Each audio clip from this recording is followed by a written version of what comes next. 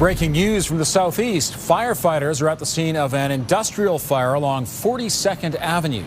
The flames are coming from the back of Two Rivers Distillery, and the fire is now considered under control. Nobody has been injured. Here's what else is making news today. Taking the road out of the Rockies. Campers stranded by floodwaters now have a way home. The final day for a supervised consumption site. My concern is that we don't have a real concerted plan. Some question if addicts will be okay.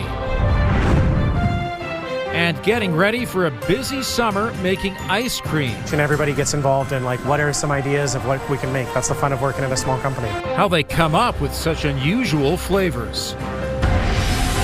CTV Calgary, local breaking news with Ian White. Good afternoon. The situation in Kananaskis is starting to improve. Partial road openings are allowing stranded people to leave. It is welcome news to campers who are being told to prepare for a very long stay.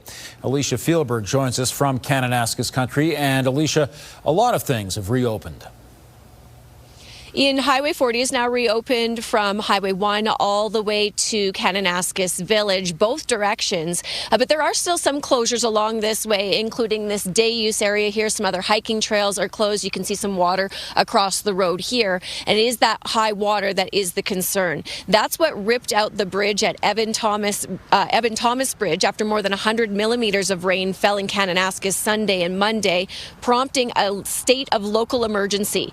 Now, Highway 40 is now open all the way to the Pomeroy Lodge, but it's closed to incoming traffic before you can get to the Kananaskis Golf Course. Alberta Park says nobody has been hurt in these floods, but about 20 backcountry hikers were airlifted out due to concerns about water levels in the area.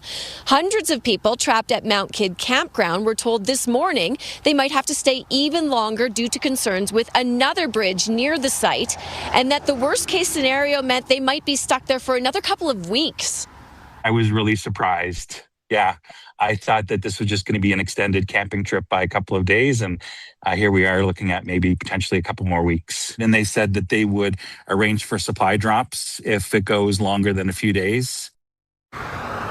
Now, Alberta Parks tells me that bridge leading out of the campsite near Mount Kidd there has now reopened, so those campers are able to flow out of there if they want to.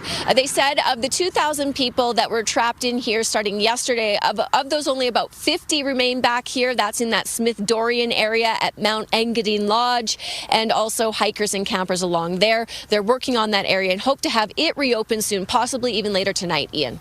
Relief for a lot of people. Thanks very much, Alicia. Here in Calgary, 3 paddleboarders had to be rescued from the Bow River today. Officials say an adult and 2 youths were hanging onto a cluster of trees near Edworthy Park. A boating advisory remains in effect for the Bow and Elbow Rivers, and that means everyone should stay off the water. The water is fast flowing with hidden hazards. The city says river flows on both the Bow and Elbow have peaked and are now receding, but will remain elevated through Canada Day.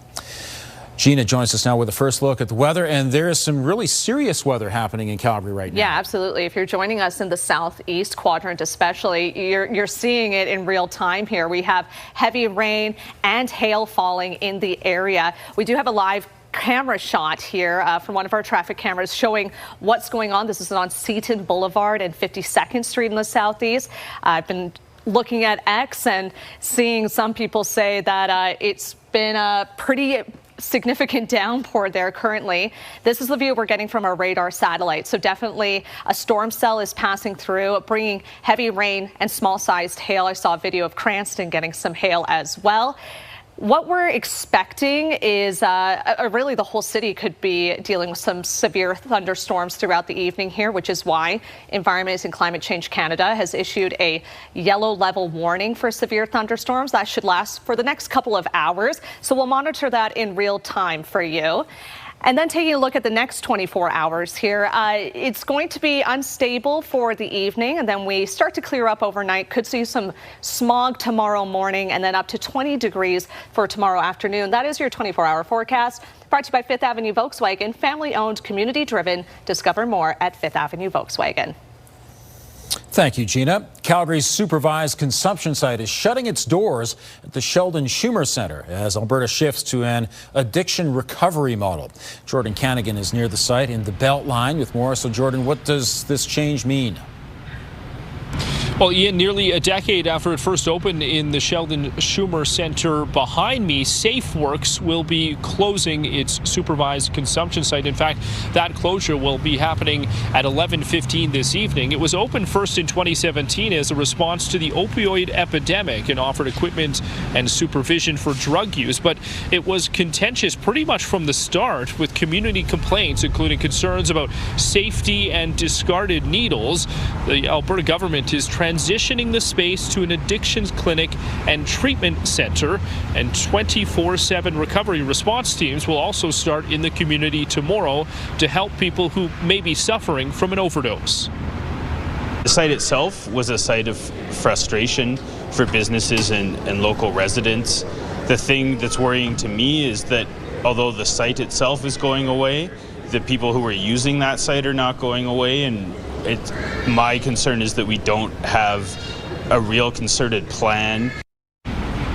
Now, harm reduction advocates say the health response should include both addiction services and supervised consumption sites, not one or the other. They worry that it could put open drug use more in the public, including the possibility of overdoses in more public areas as well. The province, though, says that it is making this move to balance both the needs of the community in providing safety for community members and also providing help to those who need it. Ian? Thanks, Jordan.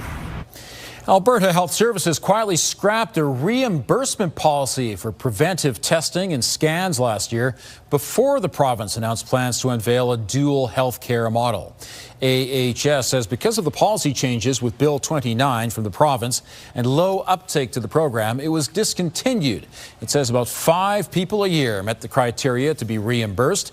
Patients were required to complete multiple steps, but AHS would not say what they were. It comes as the province announced its dual health care model that will reimburse you for a private test if a previously unknown condition such as cancer or a heart condition is determined to be serious to life-threatening. Who were the people that learned about it? How were they accessing it? Even those who were attempting to access it, the vast majority got denied. And it's not really clear what was going on. And now we have a government that's canceling the program without really saying why or what was happening. So there has been basically no transparency since this program started. Alberta's Bill 29, the Health Statutes Amendment Act, will take effect in September. A law firm has filed a class action suit after a separatist group obtained the personal information of 2.9 million Albertans. Cooper Regal has brought the suit on behalf of anyone whose name, address, phone number, postal code, and elector identification information was exposed in the data breach. It also proposes a vulnerable person subclass that would apply to individuals hiding from domestic violence, elected officials, peace officers, and others whose safety may depend on the confidentiality of personal information. Several defendants are named in the class action, including the Alberta government, the Centurion Project, its leader David Parker, and the Republican Party of Alberta. The province is preparing an announcement about its new West Coast pipeline, though as of now, Ottawa says there isn't a private backer. A major announcement related to the line will take place on Thursday, the day after Alberta's submission to the Federal Major Projects Office is due. But the Prime Minister confirmed today there still isn't a private sector proponent. Without outside funding, the Smith government would likely opt to kickstart the line using taxpayers' money. Experts say showing it's viable is key. It's just not something private sector companies are willing to take a risk on. They have to look at this compared to their alternatives, including Trans Mountain expansion, including Enbridge expansion, including South Bow's proposal. And that's 1.2 million barrels a day of capacity that could come on quicker, probably with lower risk, and very likely with much lower cost.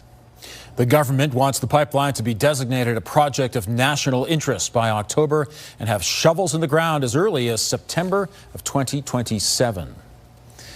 There's a new main stage for City Canada Day celebrations this year. Princess Island Park will host the main stage show, headlined by Walk Off the Earth shortly after 8.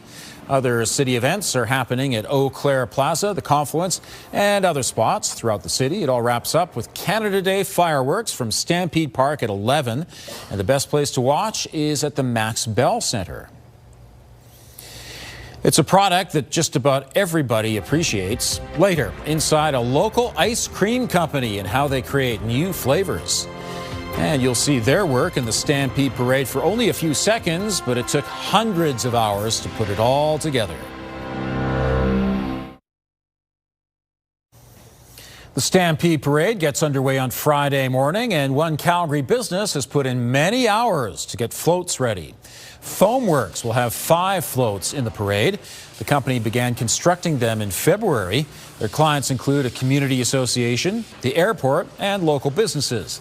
The amount of time required for each project ranges from 200 man-hours to 500. The company has to double staff ahead of the Stampede. It's really all about community engagement, and that's why we do it. We love the fact that the parade is such a Calgary institution, and we get to be a big part of that.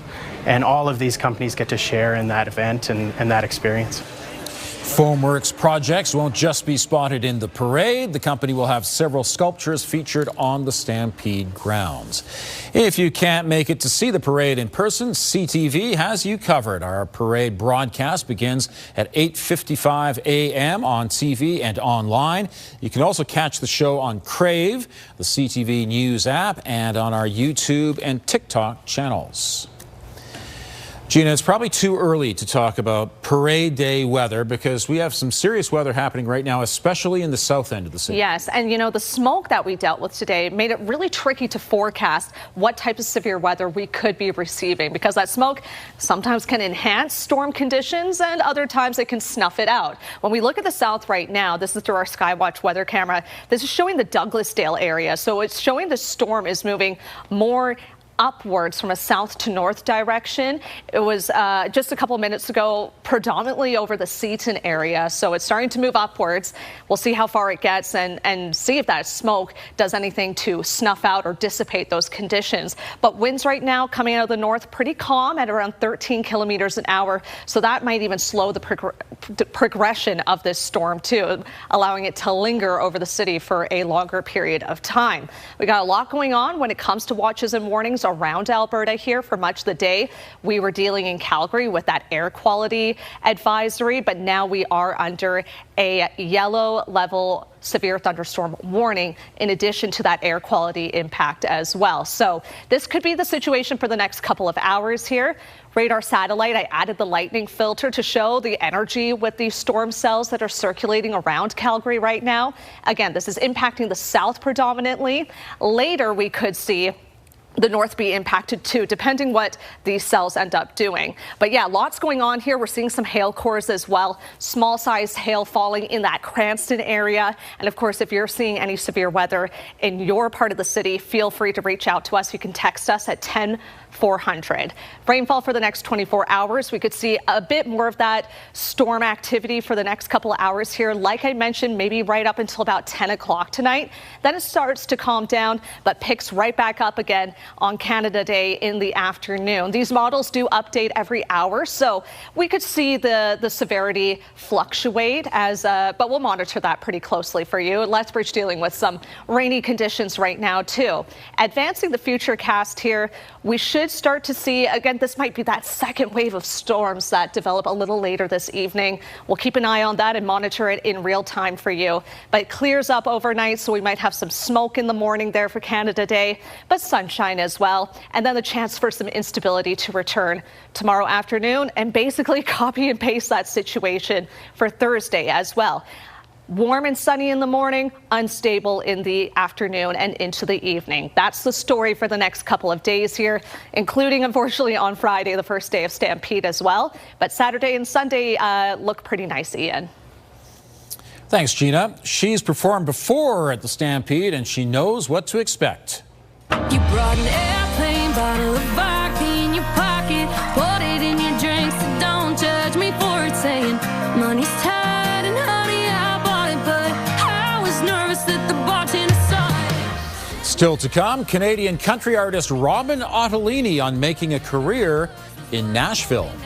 Every time I fly, I'm reminded of that airplane bottle of vodka in your pocket.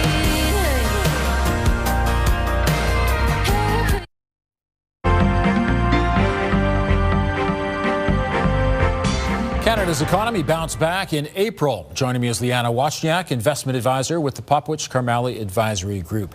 And Liana, Canada's GDP improved back in April.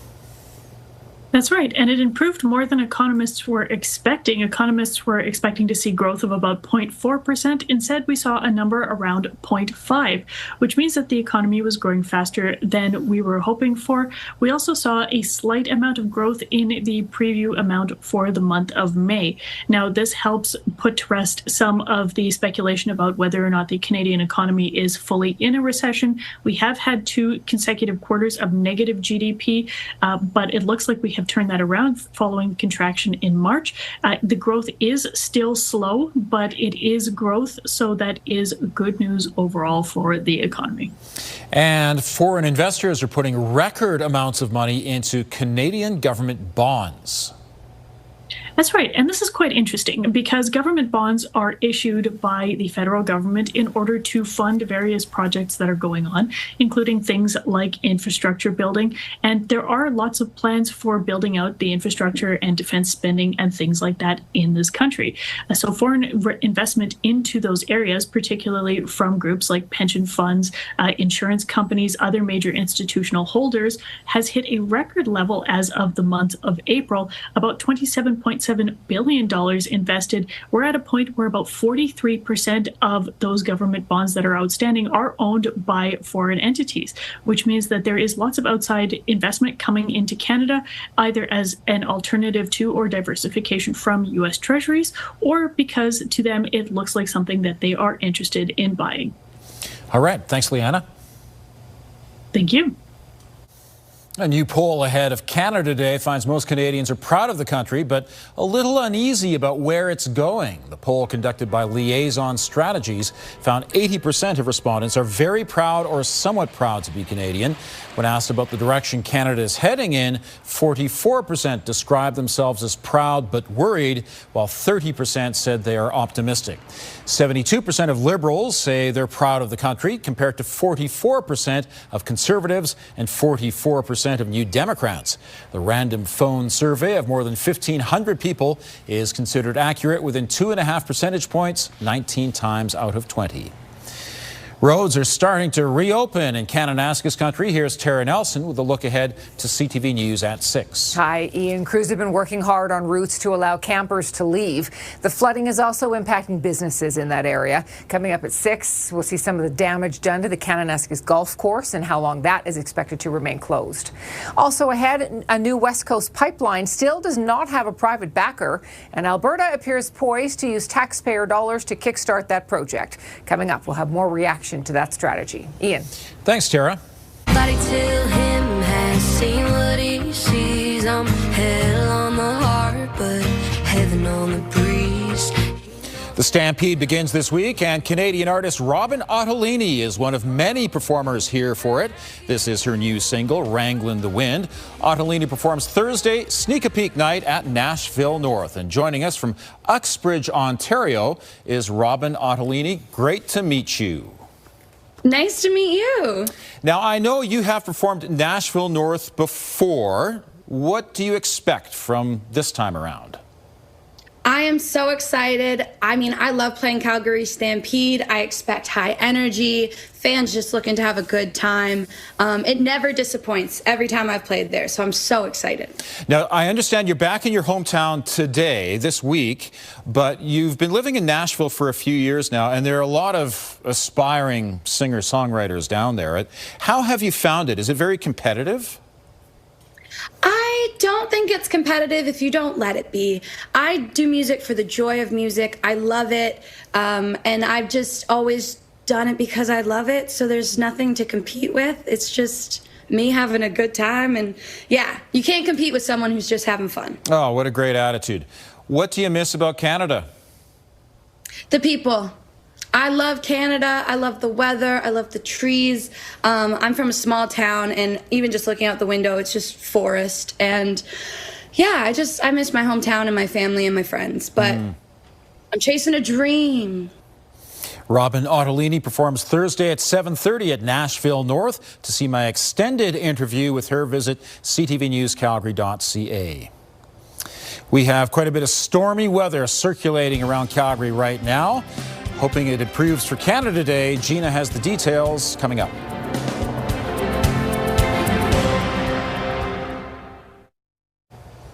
Gina, via our text line, 10400, people are already sending you pictures and videos. Yes. Yeah, no, and we really appreciate it. We're seeing a lot of the more severe weather right now, still in the southeast and even a little bit in the southwest. Braeside, I believe, is southwest. Yep. So thanks again for texting us in. And we could get another wave of severe weather in the next hour or so, too. So keep us posted if you're seeing something in your neck of the woods. We'd love to see it. We don't have eyes everywhere. Currently 19 degrees right now, so starting to see the temperature drop, likely with this unstable weather moving in. But we did get to a high of 20 today, the normal for this time of year 22. But this instability, Ian, really will continue over the next few days here, including Canada Day. So yeah, keep an eye on the forecast, especially if you have any outdoor activities planned for tomorrow. Thanks, Gina. Summer is the busy season for ice cream makers at Foothills Creamery. More than 80 flavors are in production, and they're adding a few new ones for July. Foothills Creamery goes through 56,000 liters of cream every week in the summer. They use their leftover buttermilk to create ice cream. New York Cherry Cheesecake is on the line today, and they'll make 1,500 tubs, which hold just over 11 liters of ice cream each.